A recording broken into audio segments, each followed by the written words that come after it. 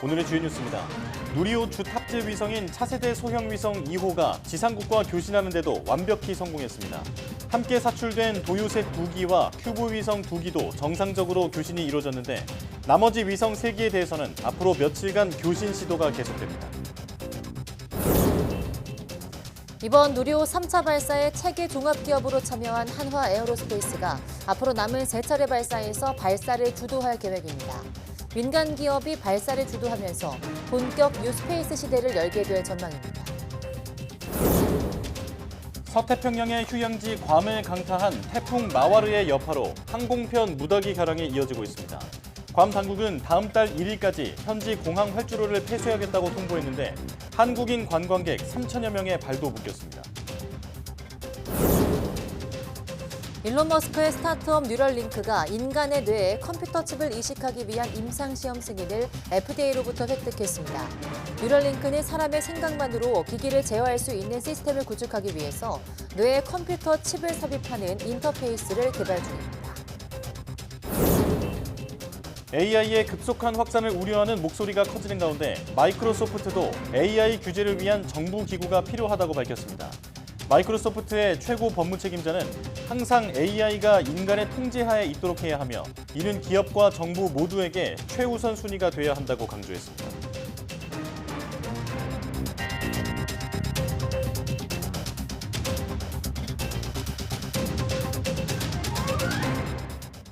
여러분 안녕하십니까? 사이언스 투데이 시작합니다. 우리나라의 첫 우주 발사체 누리호가 비행을 성공적으로 완수했습니다. 18분 58초 동안 이어진 누리호의 비행 여정을 차정윤 기자가 정리했습니다. 4, 3, 2, 엔진 점화, 이륙. 엄청난 굉음과 함께 붉은 불꽃을 내뿜으며 한국형 발사체 누리호가 하늘로 솟구칩니다. 거대한 위용을 자랑하며 수직으로 뻗어나가는 누리호. 이륙 1분 뒤 주변 공기 압력이 최대치로 높아지는 첫 고비를 무사히 통과합니다. 발사 2분 5초쯤 64.5km 지점에 달하자 1단 로켓이 분리돼 떨어져 나갑니다. 점화된 2단 엔진으로 고도 204km까지 올라간 누리호는 위성 보호덮개인 페어링을 정상 분리했습니다. 이어 258km 고도에서 2단 로켓이 분리되고 발사 13분 3초 뒤 목표 고도인 550km 지점에 도달합니다. 여기서 이번 발사의 핵심이라고 할 수 있는 차세대 소형 위성 2호를 분리하고 이어 20초 간격을 두고 국내 민간 기업의 큐브 위성 3기를 차례로 궤도에 올렸습니다. 우주 기상 관측을 위한 천문연구원의 군집 위성인 도요셋 4기까지 차례로 분리하며 8개의 위성을 순조롭게 궤도에 안착시켰습니다. 3차 발사까지 누리호 비행 성능을 확인하며 누리호의 신뢰성을 확보함과 동시에 발사 서비스는 물론 다양한 위성 운영과 우주 탐사까지 우리의 가능성을 다시 한번 확인하는 계기가 되었습니다.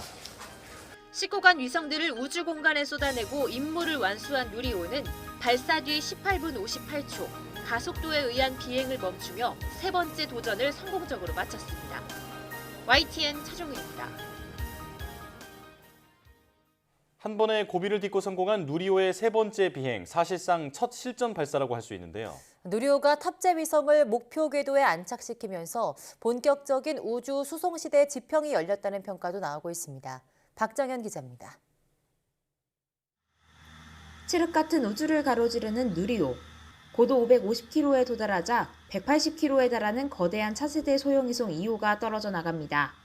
13분 3초 계획했던 그대로입니다. 목표했던 여명 황혼궤도에 무사히 안착한 차세대 소형 위성 2호. 이어 20초 간격을 두고 큐브 위성 7기도 차례로 분리됐습니다. 위성 8기 모두 제자리를 찾아준 뒤 18분 58초 누리호의 세 번째 여정은 종료됐습니다. 발사체의 최종 목적은 19간 위성을 원하는 궤도에 정확하게 투입하는 겁니다. 이번 3차 발사의 핵심이기도 합니다. 위성 모사체나 성능 검증 위성을 실었던 지난 2차례 발사와 달리 실용 위성을 직접 수송한 첫 실전 발사이기 때문입니다. 비록 한번 멈췄지만 다시 도전한 비행에서 누리호는 완벽하게 첫 위성 손님을 수송하는 데 성공했습니다. 고도 약 550km에서 차세대 소형 위성 2호와 큐브 위성의 분리가 순차적으로 진행되었습니다. 우리 기술로 완성한 우주발사체 누리호. 이제는 명실상부 우주 화물선으로서 가치를 인정받았습니다. YTN 박정현입니다. 이번 누리호 3차 발사에서는 민간 우주기업이 체계 종합기업으로 처음 참여했습니다. 항공우주연구원이 완성한 누리호 제작 발사 노하우를 이어받는 건데요. 이번에는 참관에 그쳤지만 앞으로 남은 3차례 발사는 주도적으로 진행하면서 뉴 스페이스 시대를 열게 됩니다. 보도에 이성규 기자입니다. 국내 독자 기술로 개발한 한국형 발사체 누리호. 누리호는 엔진과 구조체, 유도 제어 장치, 발사대, 시험 설비 등을 모두 국내 기업들이 나눠서 개발했습니다. 지금까지 개별 기업들이 만든 부품을 총조립하고 성능을 검증한 건 한국항공우주연구원입니다. 하지만 3차 발사부터는 지난해 10월 체계 종합기업으로 선정된 하나에어로스페이스가 이 같은 역할을 항우연으로부터 단계적으로 전수받습니다. 이제 기업 주도로 이루어지는 뉴스페이스 시대에 민간 부분이 좀 주도가 되는 이런 우주 생태계를 조성하기 위해서 3차부터 체계 종합기업, 이제 하나 에어로스페이스인데 들어와서 기술 이전하는 그런 단계에 있습니다. 하나 에어로스페이스는 3차 발사의 준비와 운용 과정을 모두 참관했습니다. 2025년 예정된 누리호 4차 발사부터는 기체 제작과 총조립 등 참여 범위를 실무까지 크게 확대합니다. 4, 5기부터는 본격적으로 발사체 구성품에 대한 제작 품질 관리, 그리고 총조립, 그리고 시험 평가에 관련된 발사체 제작에 관련된 총괄 업무를 본격적으로 수행할 계획이고 2027년 누리호 6차 발사에서는 대부분 업무를 주도적으로 진행합니다. 발사와 발사 운용, 관제센터는 항우연이 책임을 그대로 맡습니다. 고도의 운용 노하우가 요구되고 발사체 추락 시 민간 피해 보상 등의 문제가 있기 때문입니다. 우리가 개발한 발사체로 실용 위성을 처음으로 쏘아올리면서 위성 발사 상용 서비스 등 민간 주도의 우주 개발은 한층 더 탄력을 받을 전망입니다. YTN 사이언스 이성규입니다. 누리호가 실전 발사인 3차 발사에 성공하면서 한국형 발사체의 우주 수송 성능이 확인됐습니다.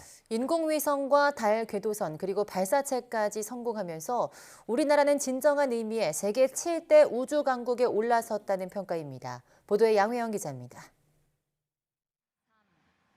누리호가 불꽃을 내뿜으며 땅을 박차고 우주로 날아오릅니다. 1단과 페어링, 2단까지 어려운 고비를 차례로 넘기고 위성을 550km 궤도에 올려놓습니다. 우리 땅에서 우리 발사체로 우리 위성을 우주로 발사하는 일이 현실이 된 겁니다. 우주 발사체 기술은 국가 간 기술 이전이 불가능합니다. 이 때문에 누리호는 12년이 넘는 시간 동안 순수 우리 기술로 완성해야 했습니다. 독자 개발한 로켓이 1차, 2차에서는 발사 성능을, 3차에서는 실전 우주 수송 능력을 확인했다는 점에서 의미가 큽니다. 우리나라 인공위성 기술력은 이미 세계 7위권. 지난해 다누리 발사 성공으로 자력 달 궤도선 기술까지 확보한 상태여서 우리나라는 진정한 의미의 세계 7대 우주 강국 반열에 올라섰습니다. 다양한 민간 업체에서 개발된 그런 기술들이 우주 검증을 위해서 이번에 올라가서 제대로 올라가서 작동되는 게 확인된다면은 우리의 우주 기술력이 그만큼 올라가서 산업적 경쟁력이 좀 확보되지 않았나. 특히 이번 누리호 3차 발사에는 민간 체계 종합기업이 참여해 앞으로 남은 3번의 누리호 반복 발사를 총괄할 예정입니다.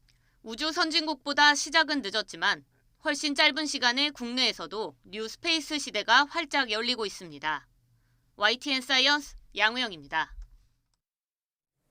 이번 누리호 3차 발사는 한 차례 실패와 한 차례 성공을 바탕으로 일궈낸 성과입니다. 앞선 경험을 분석하고 부품을 개선해 처음으로 실제 위성을 싣고 실전 발사에 성공한 건데요. 누리호의 지난 발사 기록을 최소라 기자가 돌아봤습니다. 누리호가 처음으로 우주로 향한 건 2021년 10월 21일입니다.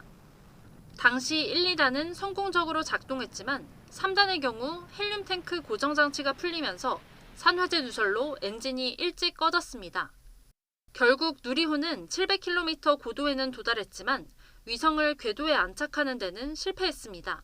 3단 산화제 탱크 내부에 장착되어 있는 헬륨 탱크의 고정장치 설계 시 비행 중 부력 증가에 대한 고려가 미흡하였습니다. 실패의 원인을 해결하기 위해 항우연은 헬륨 탱크 고정 장치를 더 견고하게 만들었고 산화제 탱크 덮개도 더 두껍게 만들었습니다. 개선된 부품을 장착한 누리호는 당초 예정보다 한 달 늦춰진 6월 2차 발사에 나섰습니다.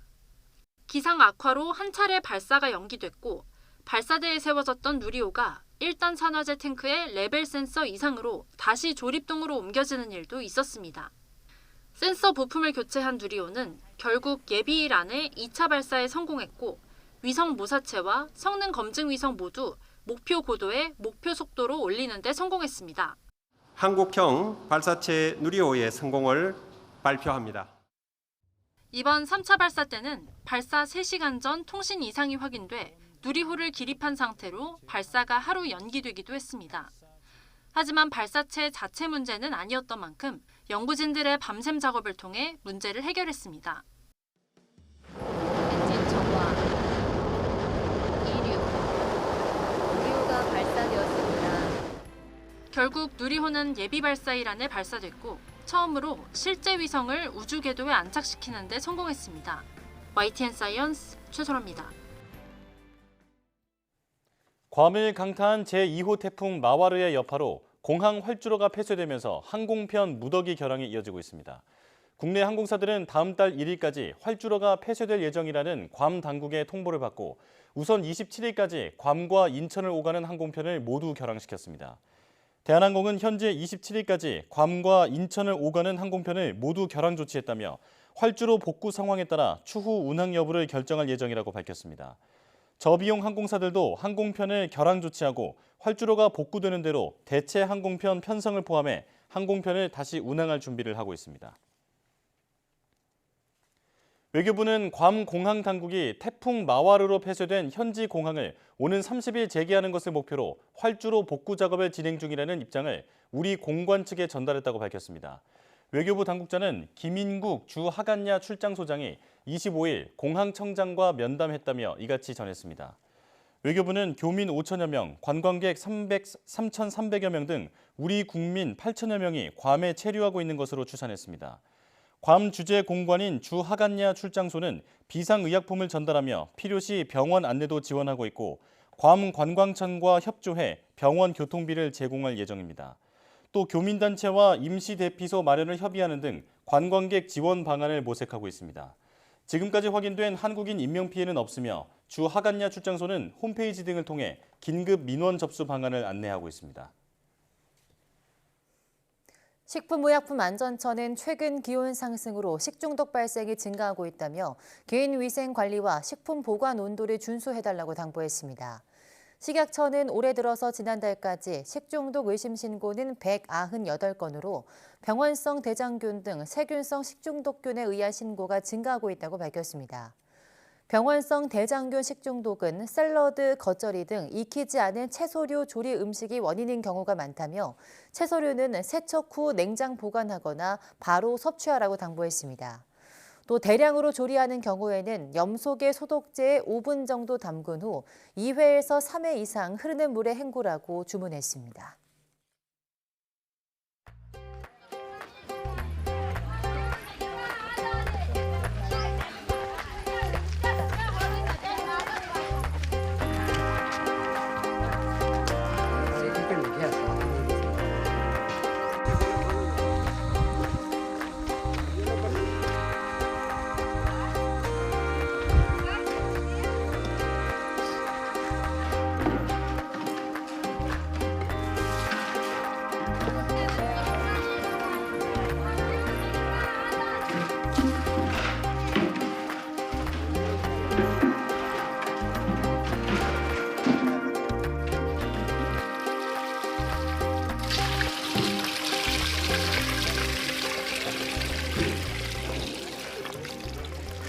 पानी बहुत गंदा है इसलिए हम सब महिला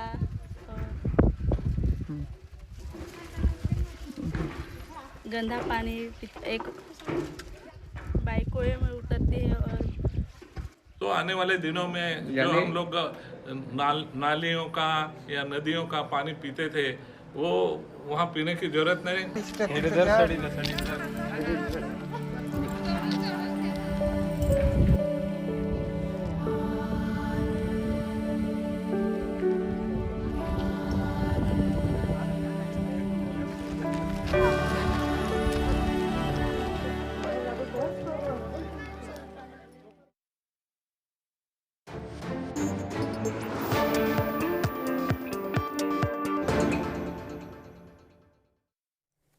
한 주간 가장 주목받은 과학 소식을 되돌아보는 사이언스 핫5 시간입니다. 네, 이번 주에는 어떤 이야기가 시청자들의 주목을 받았는지 최소라 기자와 함께 이야기 나눠보겠습니다. 어서 오세요. 안녕하세요.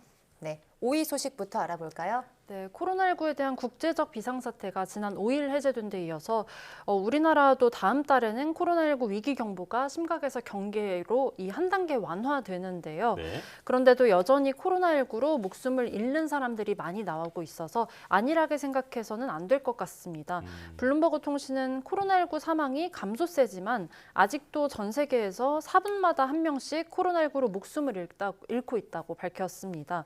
국내에서도 주간 위중증 환자 수가 일주일 전보다 0.7% 늘었고요. 26일 기준으로는 90일 만에 가장 많았습니다. 국내 사망자는 전주 대비 3.9% 줄었지만 하루 평균 10명 내외로 꾸준히 발생하고 있습니다. 그렇군요. 네, 지금 비상사태도 좀 해제가 됐고 다음 달에는 위기 경보도 완화될 예정이지만 그렇다고 좀 안일하게 생각하면 안 되겠네요. 네, 그렇습니다. 블룸버그 통신은 코로나19가 보통 사람에게는 덜 위협적이지만 취약층에게는 여전히 위험하다고 설명을 했습니다. 또 적극적인 코로나19 대응이 사라지면서 이에 따른 사회적 부담이 만만치 않다고도 지적했습니다.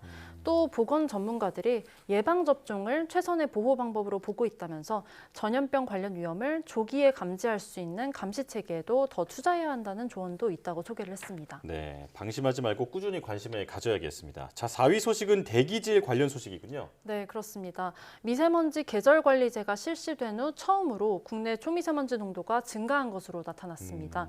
계절관리제는 고농도 미세먼지 발생 기간인 12월부터 이듬해 3월 노후차 운행을 제한하는 등 이런 미세먼지 배출 저감 조치를 실시하는 제도인데요. 지난 2019년에 도입돼서 매년 시행되어 왔습니다. 네. 그런데 이번 계절관리제 기간 동안 대기 오염물질 감축량은 지난해 같은 기간보다 2% 는 것으로 나타났는데요. 그럼에도 초미세먼지가 전년보다 평균 6% 더 많이 발생했고 특히 지난 2월과 3월에는 무려 20%에서 23% 더 많이 발생한 것으로 네. 나타났습니다. 초미세먼지 나쁨 일수도 18일에서 20일로 이틀 더 많아졌고요. 좋음 일수는 40일에서 31일로 9일 감소했습니다. 네. 저감 조치를 했는데 거꾸로 농도가 심해진 이유는 뭔가요? 네, 먼저 기상 상황이 좋지 않았고 또 중국발 미세먼지 영향도 있다고 보여지는데요. 네. 이 해당 기간의 평균 기온이 3.3도로 예년보다 더 높았습니다. 그리고 대기 정체 일수도 늘었고요. 풍속도 감소해서 미세먼지 발생에 불리한 상황이었습니다. 또 중국의 초미세먼지가 증가한 영향도 있었을 것으로 보입니다. 네. 이 해당 기간의 중국 전역의 초미세먼지 평균 농도가 1년 전 같은 기간보다 6.5% 증가했습니다. 환경부는 모델링 분석을 한 결과 미세먼지 저감 정책을 시행하지 않았을 때 국내 미세먼지 농도가 세제곱미터당 26마이크로그램이었고 또 정책이 시행됐을 때는 세제곱미터당 24.6 마이크로그램으로 조금 더 작았다면서 정책의 효과를 시사하기도 했습니다. 네. 또 환경부는 이 같은 결과를 토대로 미세먼지 계절관리제의 개선 방안을 하반기 중에 마련할 계획이라고 밝혔습니다. 네, 저희 3위 소식도 알아볼까요? 네, 2달 전에 애플페이가 국내 서비스를 시작하면서 페이 시장에 찾아오게 될 이 변화에 관련 업계가 주목을 했었는데요. 최근에 삼성페이가 유료화 수순을 밟고 있는 것 아니냐는 관측이 나오고 있습니다. 이 삼성전자가 최근에 카드사들에게 삼성페이 관련 기존 계약을 연장하지 않겠다는 방침을 서면으로 전달한 것으로 확인됐습니다. 앞서 삼성전자는 카드사들과 삼성페이 수수료를 받지 않는다는 내용의 계약을 했고요. 계약은 자동으로 연장되어 온 바 있습니다. 때문에 이번 계약에 변동이 생기는 것이 아니냐, 수수료 내용이 포함되는 것이 아니냐는 관측이 나오는 겁니다. 현재 애플페이가 현대카드의 결제건당 최대 0.15%의 수수료를 받고 있는 만큼 삼성전자도 이런 비슷한 수준의 수수료를 받을 수 있게 되지도 않을까 이런 관측도 나옵니다. 네, 삼성전자가 이런 내용에 대해서 공식적인 입장을 내놓았나요? 일단은 삼성전자는 아직은 공식적으로 결정된 것은 아무것도 없다고 말을 아꼈습니다. 카드사와 삼성전자는 오는 8월에 삼성페이를 두고서 새로운 계약을 하는 데 나서는데요. 이번 협상 테이블에서 수수료 문제가 어떻게 논의될지에 관심이 쏠리고 있습니다. 네, 사실 예측됐던 문제긴 한데 소비자 부담이 걱정이 됩니다. 자, 이제 1위와 2위 소식인데 모두 누리호 소식이 차지했군요. 2위 소식부터 알아볼까요? 네, 한국형 발사체 누리호가 지난 25일 세 번째로 우주로 향했죠. 앞서서 당초 발사일이었던 24일에 통신 이상이 확인이 되면서 발사가 한 차례 연기된 바 있었는데요. 누리호가 발사대에서 하룻밤을 보낸 뒤에 예비일 첫날에 성공적으로 발사가 된 겁니다. 누리호는 25일 오후 6시 24분 정시에 이륙했고요. 2분여 만에 1단이 분리됐고 또 4분 반 만에 2단이 분리됐고 13분여 만에 첫 위성을 분리하는 등 모든 시퀀스를 계획대로 진행했습니다. 네. 또 18분 동안 정상 비행을 마쳤고요. 이 목표 고도에서 위성들을 분리했습니다. 위성 7기는 분리 사출이 확실히 확인됐고요. 도요셋 1기 사출은 추후에 확인될 것으로 보입니다. 이번 발사는 위성 모사체 같은 그런 것들이 아닌 실제 임무를 띈 실용 위성을 싣고 간 첫 실전 발사였기 때문에 의미가 굉장히 큽니다. 네. 우리나라도 본격적인 우주 수송 시대의 지평이 열렸다는 평가가 나오는 이유입니다. 네, 한 차례 좀 연기가 돼서 마음을 졸였는데요. 이런 꼼꼼한 준비가 더 큰 성공으로 다가오지 않았나 싶습니다. 1위는 어떤 소식일까요? 네, 누리호에 실렸던 8기의 위성 가운데 5기에서 위성 신호가 수신됐고요. 이 가운데 2기는 양방향 교신에도 성공했습니다. 예. 아직 신호 수신이 안 된 나머지 3기는 앞으로 계속해서 수신을 시도할 예정입니다. 먼저 가장 중요한 주탑재 위성이죠. 차세대 소형 위성 2호의 경우는 발사 당일 오후 7시 7분 남극 세종기지에서 최초로 위성 신호가 수신됐고요. 그리고 오후 7시 58분에 대전 지상국에서 초기 교신이 이루어지는 데 성공했습니다. 또 오늘 새벽 대전과 해외 지상국을 통해서 7차례 추가로 교신에 성공해서 모두 8차례 교신을 했습니다. 네. 이 교신 내용은 위성이 태양을 향해 있는지 등 이런 위성 자세 점검, 그리고 위성의 통신 기능, 또 태양 전지판의 전력 생성 기능 등을 점검한 건데요. 네. 모두 정상으로 확인됐습니다. 이 위성 4기가 편대 비행을 할 예정이었던 도요셋 4기의 경우는요. 이 1호기는 어제 오후 8시 3분경에 위성 신호가 수신됐고요. 네. 2호기는 오늘 새벽 6시 40분경에 위성 신호 수신에 이어서 양방향 교신까지도 성공했습니다. 그리고 국내 기업이 각각 개발한 나머지 위성 3기의 경우는 루미르와 카이로스페이스 위성이 각각 어제 오후 7시 53분과 11시 7분에 신호가 수신됐습니다. 예. 그리고 나머지 도요셋 3호기와 4호기 그리고 민간 기업의 저스텍 위성이 아직은 신호가 수신되지 않아서 앞으로 계속해서 시도가 될 것으로 보입니다. 이 가장 중요한 차세대 소형 위성 2호기가 궤도에 안착했기 때문에 누리호 임무는 성공이라고 보면 될 것 같고요. 또 위성 교신은 통상 발사 이후에 이틀에서 거의 길게는 일주일까지도 걸리기 때문에 나머지 위성들에 대해서는 앞으로 추가 소식이 들려오면 전해드리겠습니다. 네. 네, 나머지 위성들도 전부 좀 교신이 원활하게 이루어지고 있다 이런 소식이 들렸으면 좋겠습니다. 그렇다면 이런 우리 위성들은 앞으로 어떤 역할을 하게 될까요? 네, 먼저 차세대 소형 위성 2호의 경우는요. 앞으로 7일간은 상태 점검과 이 자세 안정화, 또 안테나를 펴는 작업이 계속됩니다. 네. 또 이후에 3개월간은 영상 레이더 등 이런 탑재체를 점검하고요. 임무 수행을 준비를 합니다. 또 이후에 본격적인 임무 활동에 들어가게 되는데 앞으로 2년 동안 지구를 하루에 15바퀴씩 돌면서 임무를 수행할 예정입니다. 그리고 또 천문연의 도요셋 4기가 만약에 모두 정상 비행을 하게 된다면 일정 간격을 유지하면서 편대 비행을 할 예정이고요. 이를 통해서 지상 전파나 위성 통신에 영향을 주는 태양풍 등을 관측해서 우주 날씨 예보 정확도를 높이는 데 활용될 예정입니다. 그리고 이 루미르와 저스텍, 카이로스페이스의 이 큐브 위성은요. 우주 방사 능량이나 지표면의 편광 데이터를 수집하고요. 우주 쓰레기 방지 기술도 실증할 예정입니다. 네. 누리호가 성공한 만큼 위성들까지 주어진 임무를 성공적으로 완수를 해냈으면 좋겠습니다. 자, 여기까지 듣겠습니다. 최소라 기자와 함께했습니다. 고맙습니다. 감사합니다.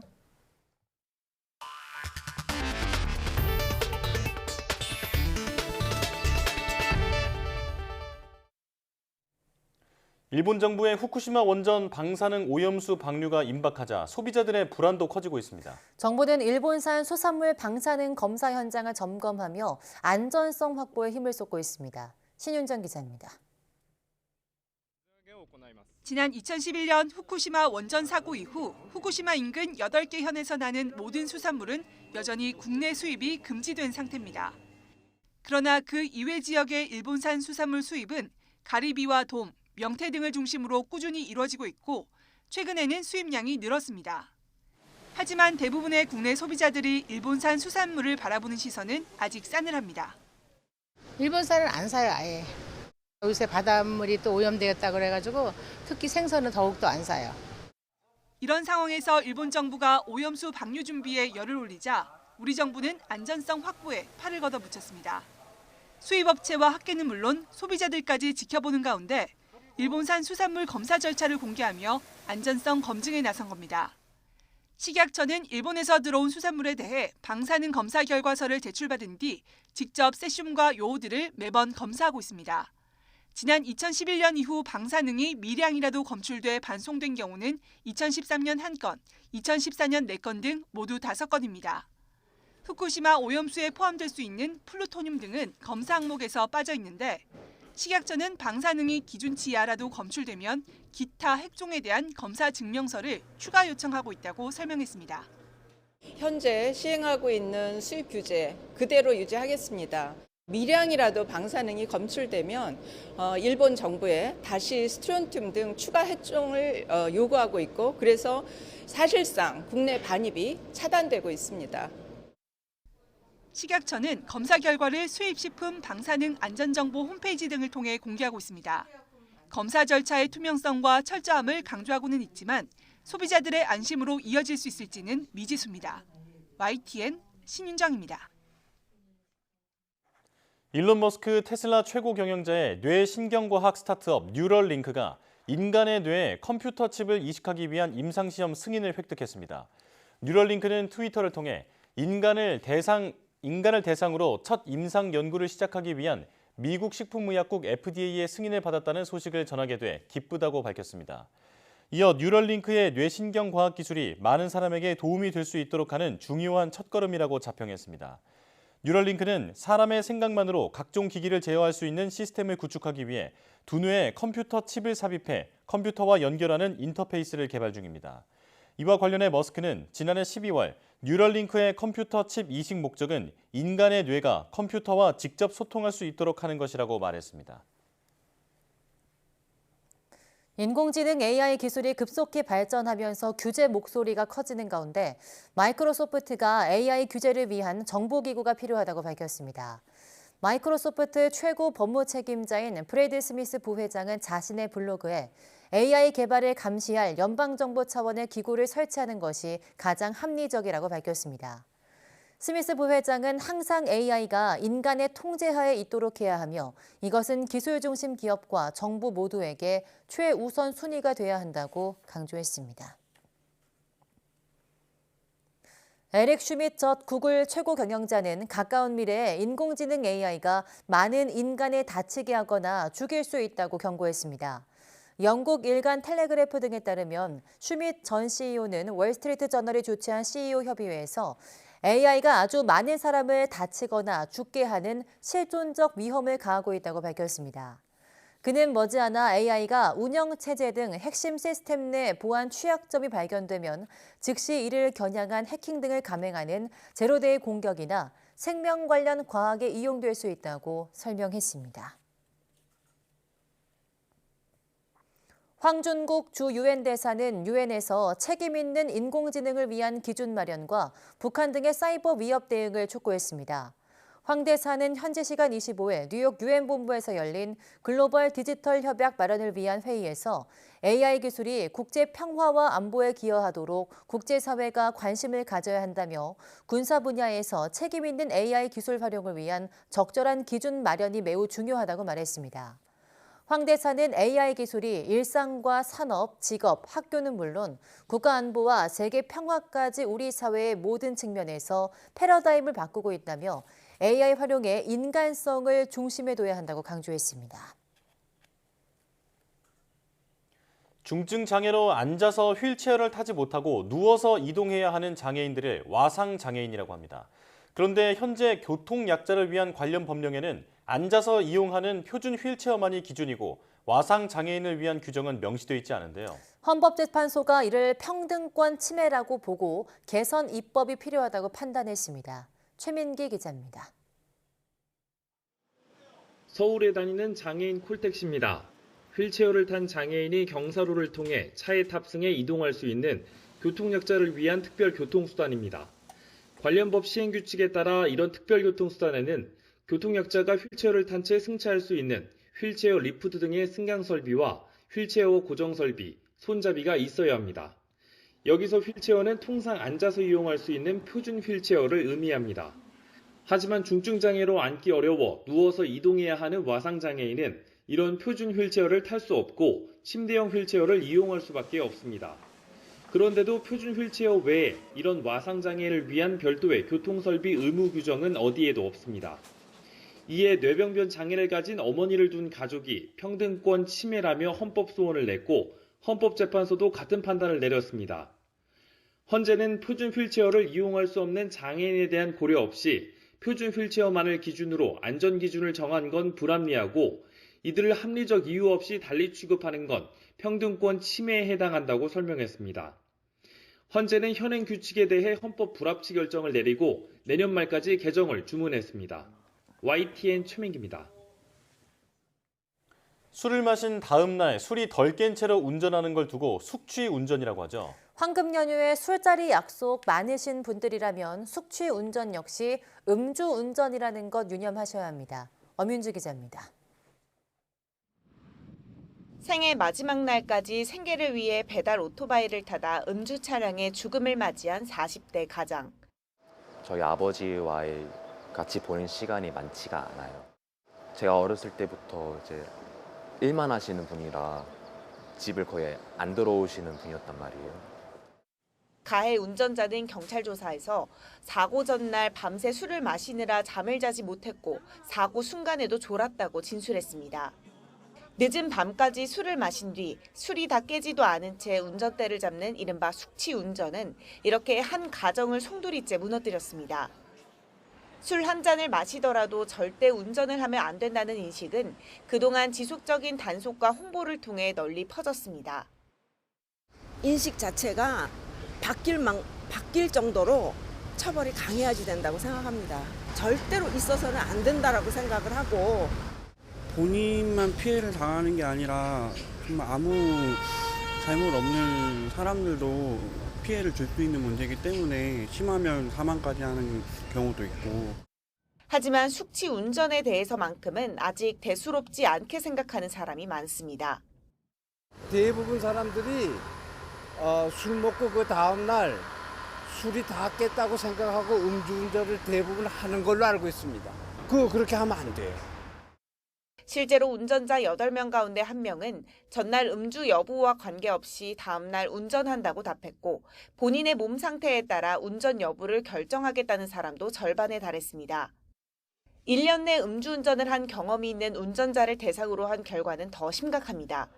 전날 술을 마셔도 상관없이 운전한다고 답한 사람은 전체의 42%. 여전히 숙취 운전에 대한 안일한 의식 수준을 보여줍니다. 아무리 자고 일어난 뒤에 숙취운전이라고 하더라도 이것도 엄연히 음주운전으로 처벌이 되는 범죄이기 때문에 반드시 주의가 필요합니다. 황금 연휴를 앞두고 경찰이 대대적인 음주 단속에 나설 예정인 가운데 단속에 앞서 무엇보다 숙취 운전에 대한 운전자 인식 개선이 급선무입니다. YTN 엄인주입니다.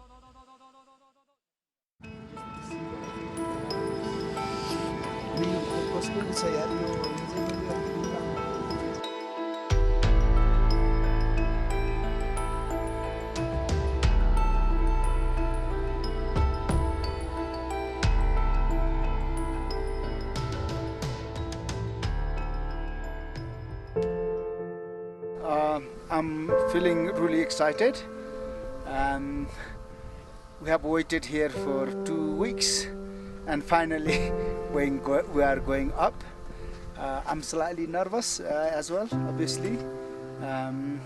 But yeah, that's I think a normal thing for a human being, I guess.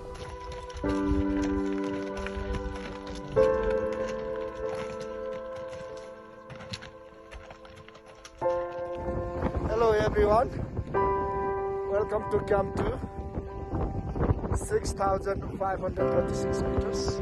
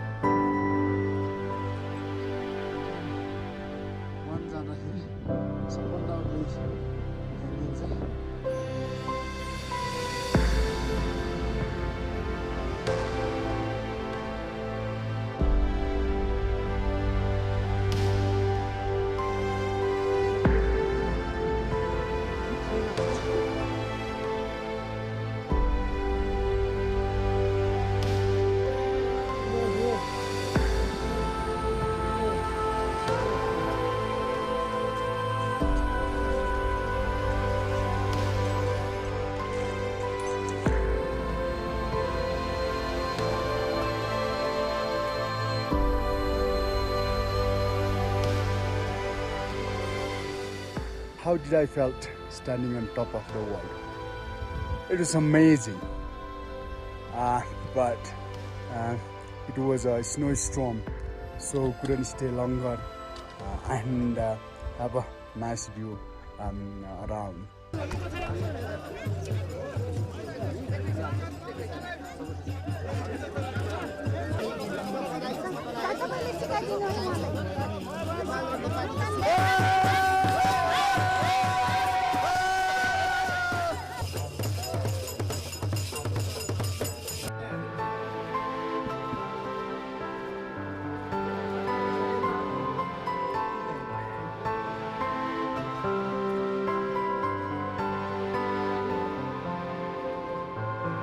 मेरो मेन एम अबको पछिको एम भनेको म लाइफ टाइम डिसेबिलिटी अवेरनेसमा काम गर्नेछु।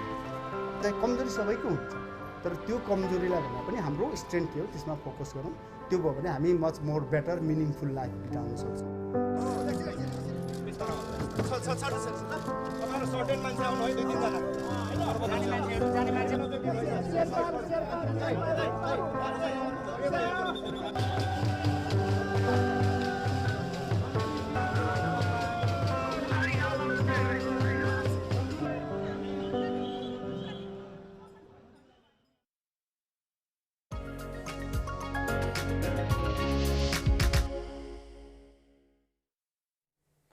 파독 간호사로 일하면서 독학으로 그림을 시작했지만 대학 교수를 넘어 세계적인 화가로 길을 걸어온 노은님 작가. 마치 동화 속 그림 같은 작품으로 많은 사람들에게 위로를 전했죠. 오늘 사이언스 인 아트에서는 노은님 작가의 생애와 작품 그리고 현재 진행되고 있는 추모전까지 이야기 함께 나눠보겠습니다. 박소경 아트 디렉터와 함께합니다. 어서 오세요. 안녕하세요. 네, 안녕하십니까. 자, 프랑스의 중학교 교과서에서 우리나라 작가의 작품을 소개했다고요. 네, 프랑스 중학생들의 문학 교과서에 해질 무렵의 동물이라는 작품과 카프카의 소설이 함께 실렸는데요. 바로 우리나라의 노은님 작가의 작품입니다. 1990년에 프랑스의 한 관계자가 이 작품을 보고 큰 매력을 느꼈다고 하는데요. 이를 계기로 실존 문학계의 대표적인 작가죠. 프란츠 카프카의 소설 변신과 함께 노은님 작가의 작품이 교과서에 실리게 됩니다. 이 작품 해질 무렵의 동물은 1986년에 그려졌는데요. 화면 가득 검은 동물이 자리 잡고 있습니다. 이국에서 꿋꿋이 버티면서 자신의 길을 개척한 노은님 작가의 모습 같기도 한데요. 이 시기에 노은님 작가 작품을 보면 강렬하고 굉장히 묵직한 느낌이 있는데 이 당시 힘들었던 내면의 상황을 작업으로서 풀어낸 것이 아닐까 싶습니다. 이후의 작품들에서는 점차 밝고 자유로운 화풍으로 변하게 됩니다. 네, 프란츠 카프카는 굉장히 유명한 작가인데 또 그런 작가와 함께 소개가 되었다고 하니까 노은님 작가가 더 궁금해지는 것 같은데요. 어떤 작가일까요? 네, 노은님 작가는 국내 미술계와 더불어서 많은 팬들에게 사랑을 받는 작가죠. 네, 하지만 지난해 안타까운 소식이 있었는데요. 암투병 끝에 독일에서 타계했다는 소식이 알려지면서 국내 많은 분들을 아쉽게 했습니다.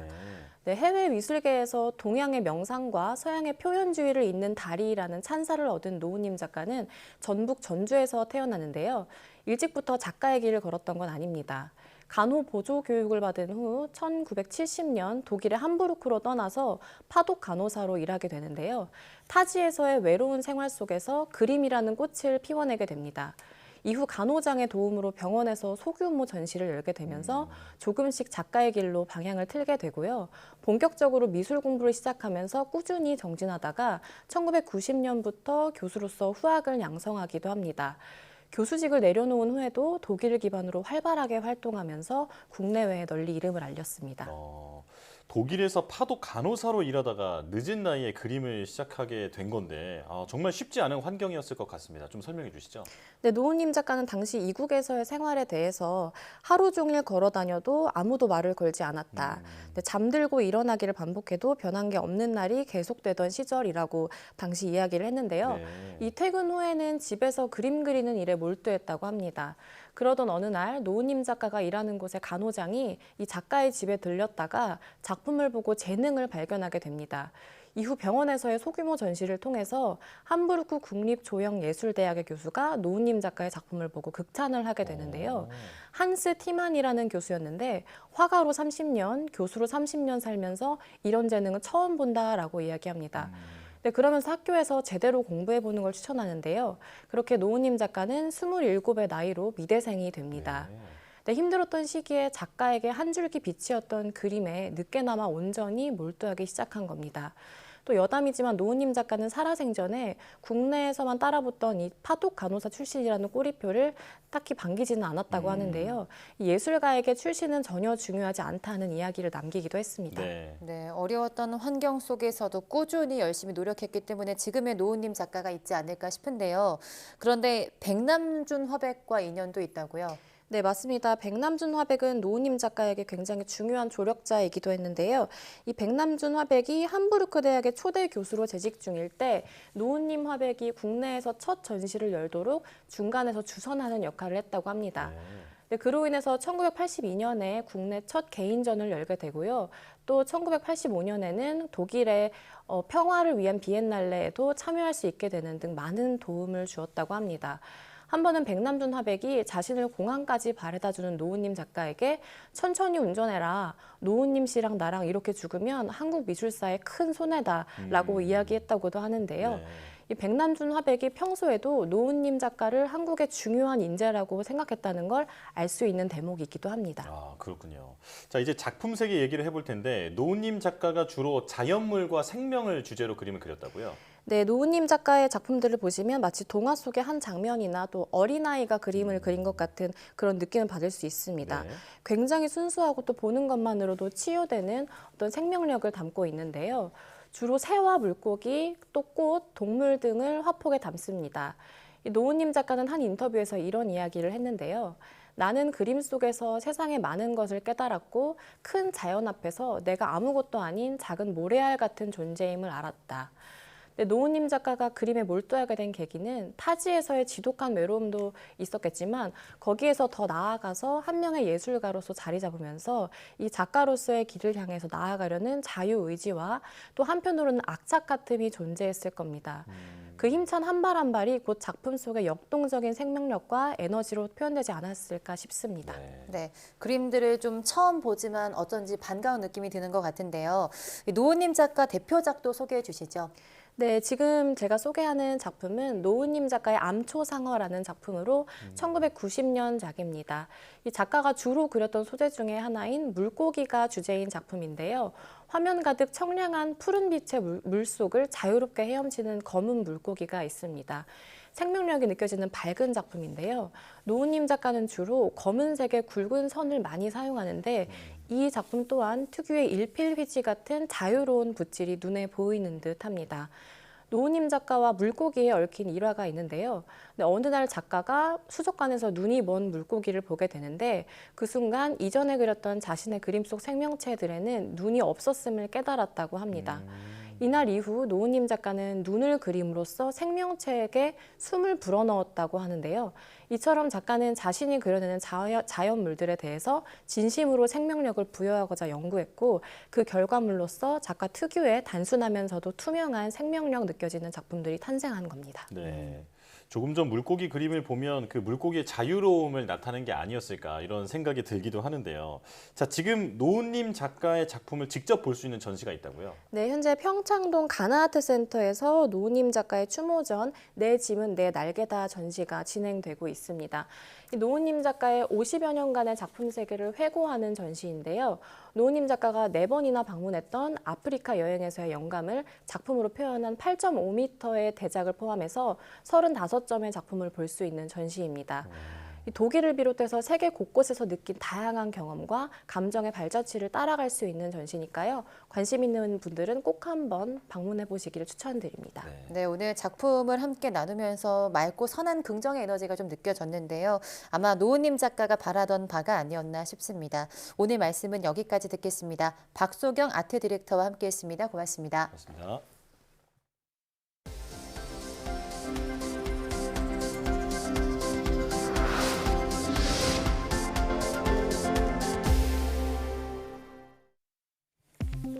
노년에 너무 매운 음식을 즐겨 먹으면 인지기능 저하 위험이 크다는 연구 결과가 나왔습니다. 한림대 의대 동탄성심병원 연구팀은 노인 약 200명을 대상으로 1년간 섭취한 음식을 매운 강도에 따라 3단계로 분류해 식습관을 분석한 결과 일주일에 한 번 이상 매운 음식을 섭취한 그룹은 다른 그룹보다 높은 비율로 기억 손상이 관찰됐다고 밝혔습니다. 연구팀은 고용량 캡사이신 섭취가 신경 독성을 유발한다는 동물 실험과 매운 고추를 많이 섭취하면 인지 기능이 낮아진다는 연구 결과가 있다며 이번 결과와 맥락이 일치한다고 설명했습니다. K웨더는 실내와 실외의 공기질을 실시간으로 분석해 환기와 청정 여부를 결정하는 AI 환기 청정 솔루션을 개발했다고 밝혔습니다. 이 기능은 실내외 공기 상태에 따라 환기와 청정 또는 그냥 통풍만 시키는 바이패스 등으로 모드를 자동 변환해서 공간의 유형과 사용 목적에 가장 적합한 공기 상태를 만드는 기술입니다.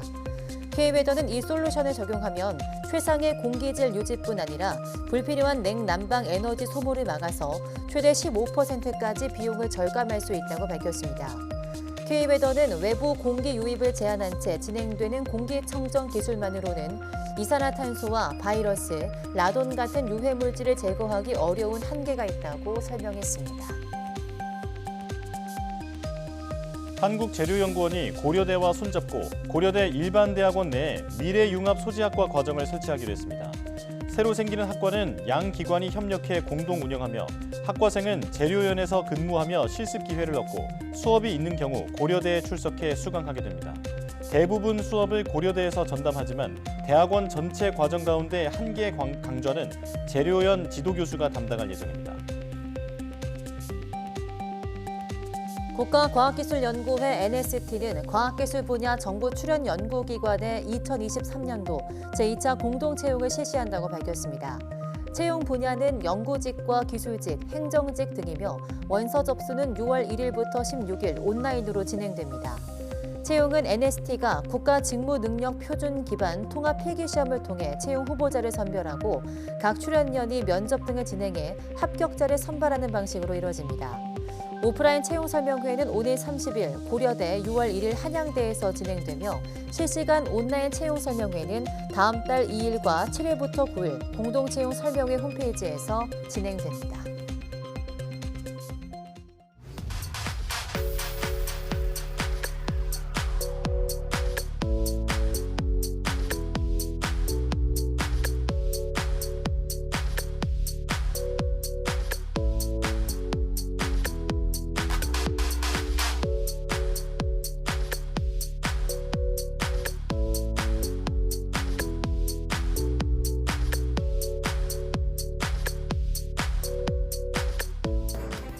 (27일부터) 사흘 동안 부처님 오신 날 연휴가 이어집니다.